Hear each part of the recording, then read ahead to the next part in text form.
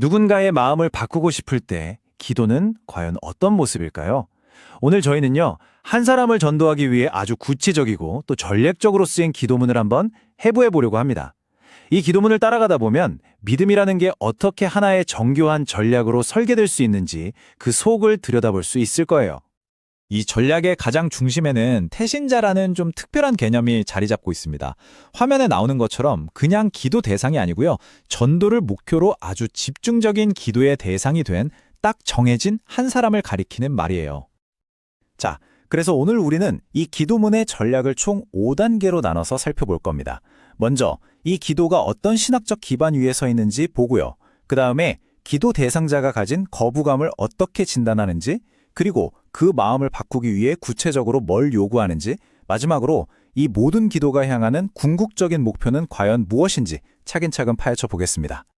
어떤 전략이든 탄탄한 기반이 있어야 하잖아요. 이 기도도 마찬가지입니다. 기도의 모든 논리가요, 성경의 특정 구절들 위에 아주 정교하게 세워져 있거든요. 과연 어떤 말씀들일까요? 본격적으로 뭔가를 구하기 전에 이 기도문은 먼저 3가지 핵심 성경 개념을 딱 제시하면서 논리의 뼈대를 세웁니다.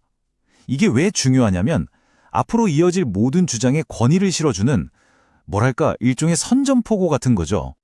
첫 번째 기둥은 바로 유일서입니다. 이사야서의 이 구절을 통해서 구원의 문은 오직 하나뿐이고 그 열쇠는 하나님만이 가지고 있다는 절대적인 전제를 딱 못 박는 거죠. 다른 길은 없다고 선언하는 겁니다. 두 번째 기둥은 선택의 결과예요. 하나님을 외면하는 게 그냥 등을 돌리는 걸로 끝나는 게 아니라 그 결과로 혼란스러운 상태, 즉 상실한 마음에 놓이게 된다는 점을 분명히 합니다.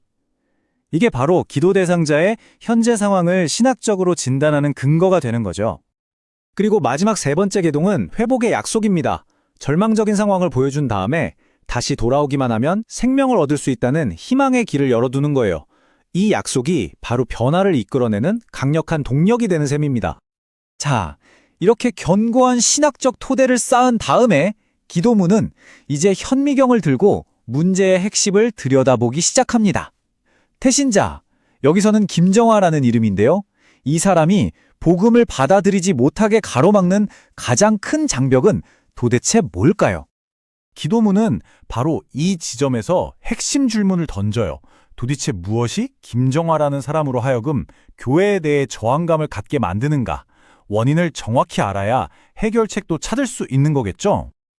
그리고 기도문이 내놓는 진단이 정말 흥미롭습니다. 문제의 원인을 다른 데서 찾는 게 아니라 교회 내부의 모습에서 찾거든요.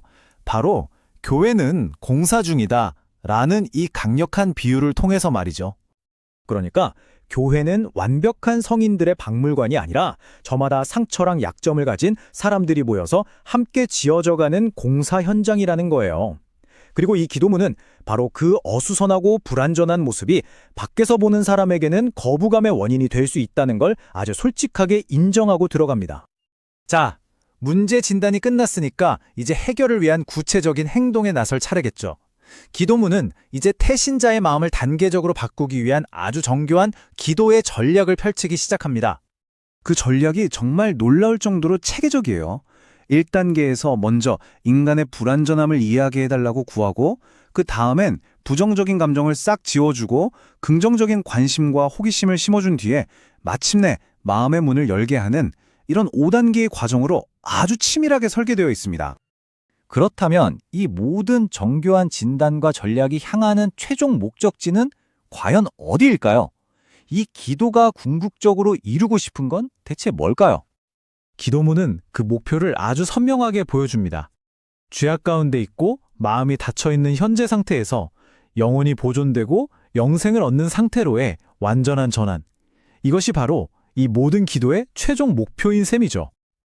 그리고 이 모든 과정의 마지막은 다시 한번 성경의 강력한 약속으로 끝을 맺습니다.